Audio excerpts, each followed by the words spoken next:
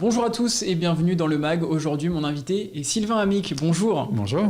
Alors, vous êtes directeur de la réunion des musées métropolitains Rouen-Normandie. Rouen est une ville riche culturellement parlant. Nous allons donc passer en revue avec vous les dernières actualités de ces espaces culturels majeurs. En tant que président, pouvez-vous nous donner un regard sur la culture à Rouen? Comment la définiriez-vous ?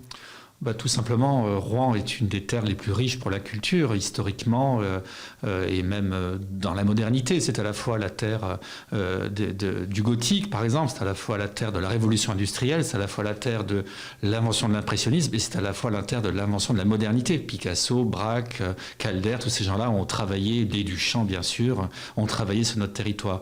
Donc c'est une forme de substrat tout à fait unique en France, qui nous permet de vibrer à l'unisson avec les grands moments de l'histoire, de la culture, dans l'ensemble des arts. Je ne parle même pas des auteurs.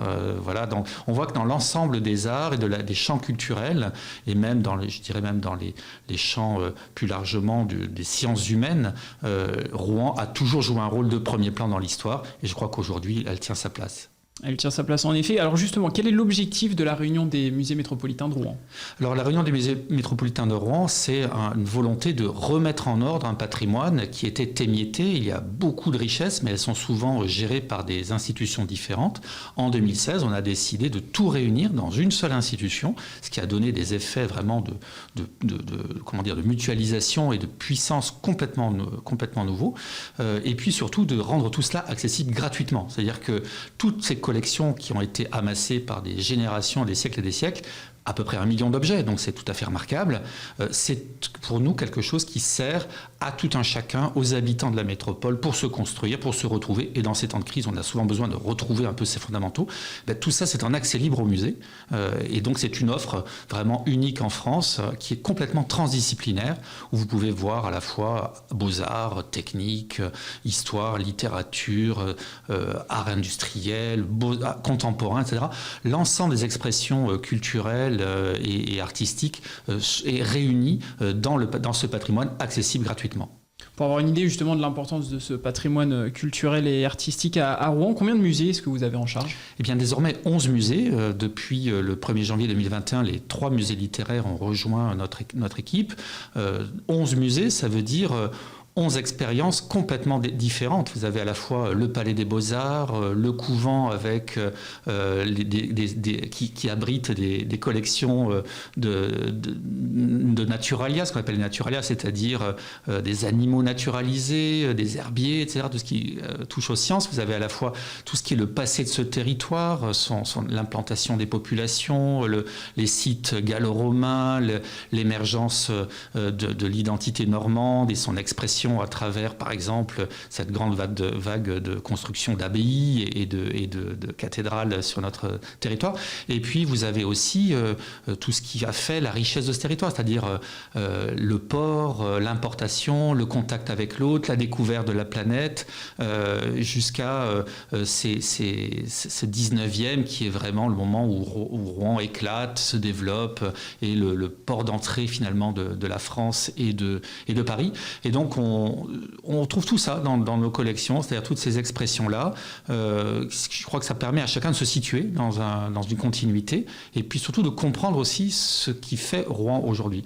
Et ça permet aussi de proposer une offre très riche et variée. On va commencer par le pavillon Flaubert.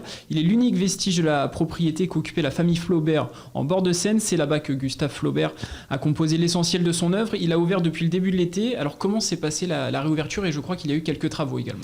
Oui, tout à fait. Alors c'est un peu le petit pousset de la réunion des musées métropolitains. Donc c'est un petit pavillon. En fait, Flaubert a vécu l'essentiel de sa vie dans cette propriété, même s'il est né au musée Flaubert et la médecine, si je puis dire, en tout cas dans sa maison natale qui est aujourd'hui transformée en musée.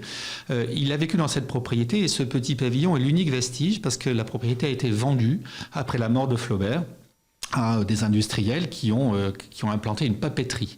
Et au moment où tout allait être détruit, où il restait encore ce pavillon, qui est une sorte de pavillon d'été, de pavillon où on reçoit, mais qui n'est pas forcément là où il a travaillé, il a plutôt reçu ses amis dans cet endroit-là, eh bien, il y a eu vraiment une mobilisation sur le terrain pour que le bâtiment soit classé, il est classé monument historique, et soit racheté et sauvé et transformé en musée. Donc c'est vraiment le symbole vraiment d'une mobilisation générale en faveur d'un des plus plus grands auteurs du territoire. Et donc, c'est un pèlerinage, parce que vous voyez, on y va pour sentir les choses, pour savoir comment Flaubert habitait, comment c'était situé. Vous savez, c'est face à la Seine, et on sait que Flaubert se baignait dans la Seine. On sait aussi que sa lumière restait allumée très tard la nuit, et on dit qu'elle servait de phare aux navigateurs, aux nautonniers sur la Seine, parce que voilà, on savait leur passer à Croisset, il y a la fenêtre de Flaubert allumée, et ça donnait un repère. Donc c'est vraiment quelque chose qui permet de vivre un peu une expérience Flaubert. Effectivement, on a fait des travaux avec la ville de Rouen qui a transmis ce patrimoine au 1er janvier pour être au rendez-vous de l'année Flaubert, puisqu'on a refait peinture, le clos, le couvert. C'est un bâtiment qui avait quelques dégâts à régler.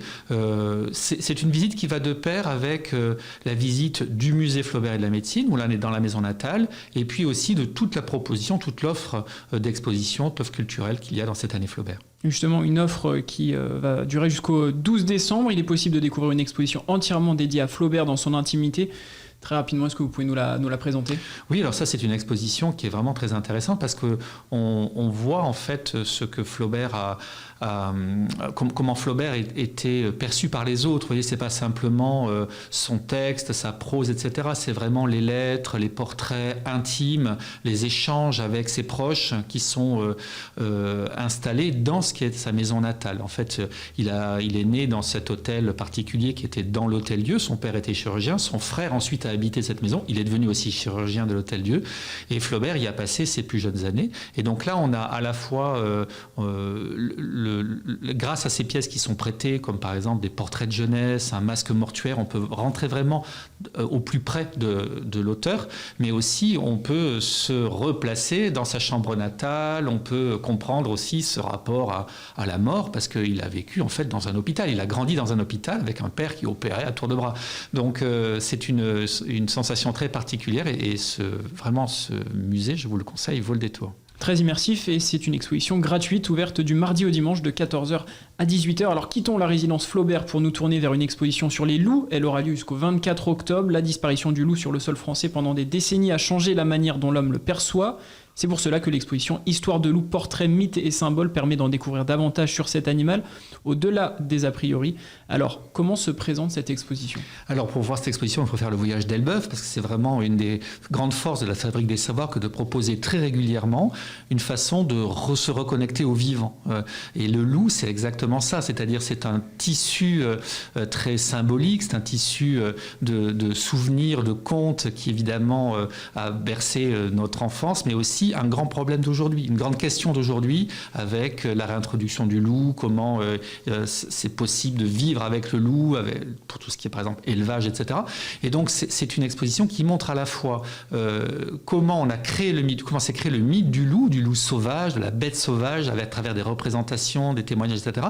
Mais qui aussi décrypte ce qu'est l'espèce loup, quels sont ses comportements. Donc j'ai envie de dire c'est vérité-révélation, quoi. On voit à peu près les angoisses, on voit aussi les projections, le loup-garou, voilà, la projection de l'humain dans le loup, et puis aussi très scientifiquement, qu'est-ce que c'est que cette espèce, comment elle se nourrit, comment elle se développe, comment elle se régule. Et je pense que du coup, ça permet à chacun de faire une opinion éclairée sur cette question, puisqu'on sait qu'il y a des traces de loup en Normandie qui auraient pu être décelées. Donc c'est une question sensible et actuelle. Un véritable apprentissage également. Exposition jusqu'au 24 octobre à la Fabrique des Savoirs d'Elbeuf. Alors pour terminer, les Journées du patrimoine, il y a un legs important qui est présent. Oui, ça c'est le petit scoop, et on est très content de révéler cela avec les Journées du patrimoine, puisque en fait un couple de médecins rouennais, monsieur et madame Baudou, ont collectionné toute leur vie des tableaux d'art moderne. Alors c'est vraiment les plus grands noms, Chagall, Marquet, Dufy, Renoir, etc., etc. Et ils ont, il y a 30 ans, fait un legs, ce qu'on appelle sous réserve d'usufruit, c'est-à-dire qu'ils en avaient la jouissance jusqu'à leur mort. Malheureusement, les deux sont décédés, et Madame Baudou, Simone Baudou, est décédée au mois de juin. Et donc, ce legs est arrivé automatiquement au musée. Alors, tout l'été, on a travaillé pour être prêt. Là, en ce moment, il y a des restauratrices qui encore bichonnent ces tableaux. Et à l'occasion de la Journée du patrimoine, on révèle ce legs, 31 tableaux de premier plan. Ça change évidemment la donne dans un musée. Merci à vous, Sylvain Amic, d'avoir participé à notre émission. Et à très bientôt sur Sensation. Rendez-vous sur la page Facebook, Instagram et Twitter des musées de Rouen-Normandie et sur le site internet musée-rouen-normandie.fr. Et sachez que vous pouvez également retrouver cette émission sur notre site et application Radio Sensation.